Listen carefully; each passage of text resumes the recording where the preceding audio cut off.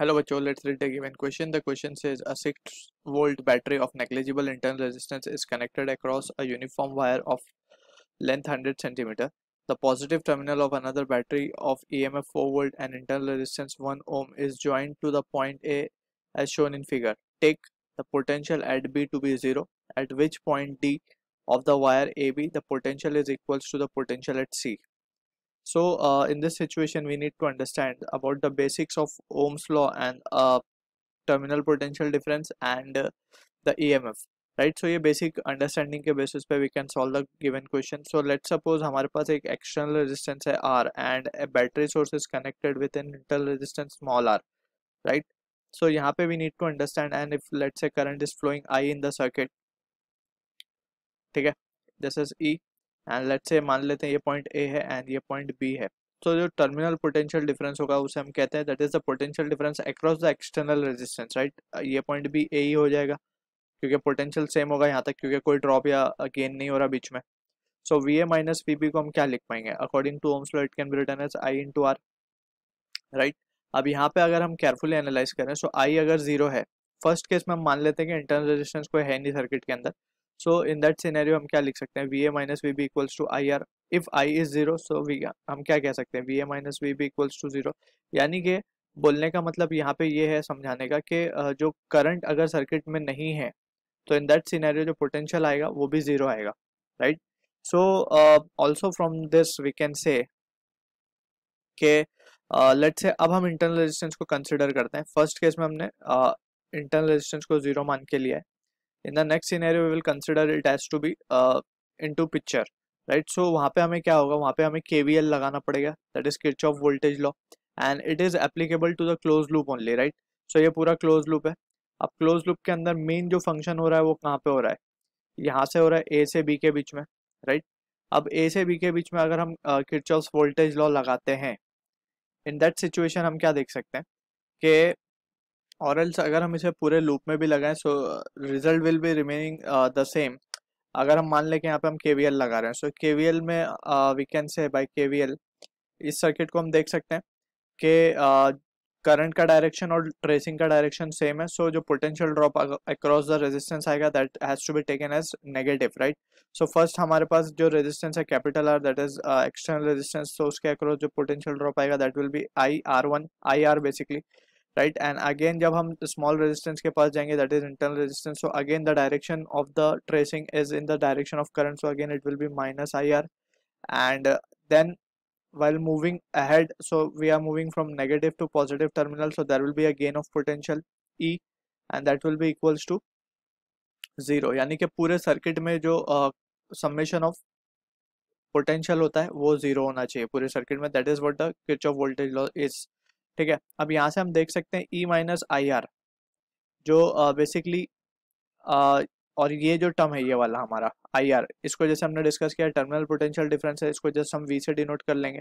So we will be equals to E minus of I R. So ये एक result हमें याद होना चाहिए, that is the relation between the potential and the E M F. अब यहाँ पे अगर हम देखें कि सर्किट में करंट अगर जीरो हो जाए, so we will be equals to E, यानी कि जो पोटेंशियल डिफरेंस कोई लॉस इंटरनली अगर नहीं हो रहा, right, that is what the meaning is. So जो ईएमएफ होगा उसी वैल्यू पे टर्मिनल पोटेंशियल डिफरेंस भी आएगा. वी यहाँ पे टर्मिनल पोटेंशियल डिफरेंस है या potential difference across the external resistance. So ये basic understanding we need to have. अब इसी के बेसिस पे will try to answer the given question. अब हम यहाँ पे देख सकते हैं कि यहाँ से जो करंट फ्लो होगा let's say I, so in this scenario we can say कि ऊपर वाला जो है वो लूप क्लोज्ड है, राइट. सो उसमें करंट फ्लो होगा, सो जो पॉइंट ए है उसका पोटेंशियल हम क्या मान सकते हैं? डायरेक्टली वी कैन से कि as there is no element present between this, ये हो जाएगा 6 वोल्ट, ये हो जाएगा 0 volt, right. 6 volt and this point will be negative terminal will be at 0 volt. So यहाँ पे कोई पॉइंट ऐसा नहीं है बीच में कोई जहाँ पे वोल्टेज का ड्रॉप हो. तो जो ए पॉइंट है, ए पॉइंट भी हमारा किस पे आ जाएगा? 6 वोल्ट पे आ जाएगा, right. And in this scenario B का हमें बोला गया B point is at zero potential, क्योंकि हम देख सकते हैं कि ये जीरो है तो ये पॉइंट भी किस पे होगा? 0 वोल्ट पे होगा. This is the B point. अब हमसे बोला जा रहा है कि एट विच पॉइंट डी, हमें डी पॉइंट पे पता करना है. लेट्स से ये दूरी एक्स पे है, ठीक है. हमें एक्स फाइंड करने बोला गया क्वेश्चन में कि इसका पोटेंशियल डी का सेम हो जाए as that of the potential of point C. C का पोटेंशियल पहले अब हम निकालना होगा। This is 1 ohm, this is 4 volt. अब सी का पोटेंशियल निकालने के लिए हम ए से लेके सी तक, अगर हम ए से लेके सी तक Kirchhoff voltage law for open loop, यानी कि चीजें कंडीशन वही फॉलो करनी होंगी हमें। सो अगर हम वो अप्लाई करते हैं यहाँ पे, so we can see since this is there is no current flowing in the circuit, तो यहाँ पे वी कैन क्लियरली सी अब हम जैसे ए से बी की तरफ चलेंगे, सो ये हम लिख पाएंगे वी ए। अब यहाँ पे पोटेंशियल ड्रॉप होगा 4 वोल्ट का, and as there is no current, so यहाँ पे कोई पोटेंशियल ड्रॉप नहीं होगा across this internal resistance, and that can be, we can write it as to be VC, right?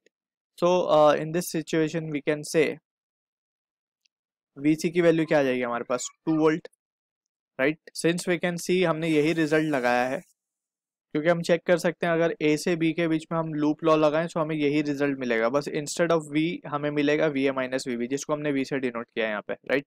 सो वही चीज हमने यहाँ की है। सिंस VA का जो पोटेंशियल हमें मिला है वो 6 वोल्ट मिला है, सो 6 माइनस 4 विल बी 2 वोल्ट। अब C का पोटेंशियल हमें मिल चुका है। अब सबसे पहले हम क्या करेंगे, इस वायर ए बी के अंदर पोटेंशियल ड्रॉप कैलकुलेट करना है। बेसिकली हमें पॉइंट डी का वैल्यू कैलकुलेट करना है। अब हमें वी डी भी पता चल गया कि that is equals to V D as per the given question. अब हमें पता है V A minus V D को हम क्या लिख सकते हैं, I into R A D, right? So यहाँ पे वी कैन सी आई हम क्या लिख पाएंगे, since the current is flowing in this loop, हम आई को लिख पाएंगे I will be equals to V by R, यानी कि 6 अपॉन टोटल पोटेंशियल डिफरेंस जो कि 6 वोल्ट है, और इसका पूरे वायर का रेजिस्टेंस ए बी अगर हम मान ले कि वो आर है, right, into R A D, यानी कि पूरे ए बी वायर का रेजिस्टेंस हमने माना है। So we will put a note over here, resistance of, so let's say हमने माना है कि resistance of wire A B is R. So हम यहाँ पे लिख सकते हैं एक चीज के एल लेंथ के अंदर आर रेजिस्टेंस है, राइट? ये जो ए बी है इसकी लेंथ हमने मानी है पूरी length L, so L length में जो रेजिस्टेंस है वो कैपिटल आर है, सो एक्स लेंथ में रेजिस्टेंस कितना होगा वो हमें फाइंड आउट करना है। सो हम उसे लिख देंगे आर ए डी, राइट?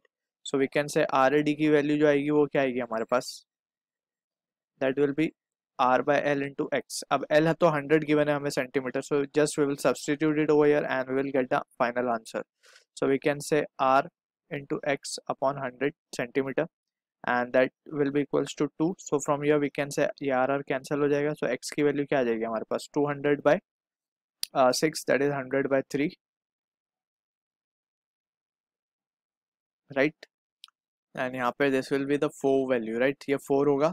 यहाँ पे हम देख सकते हैं VA तो so ये हो जाएगा हमारा 200 by 3 centimeter. So this is the answer to the question. I hope you understood the solution. All the best.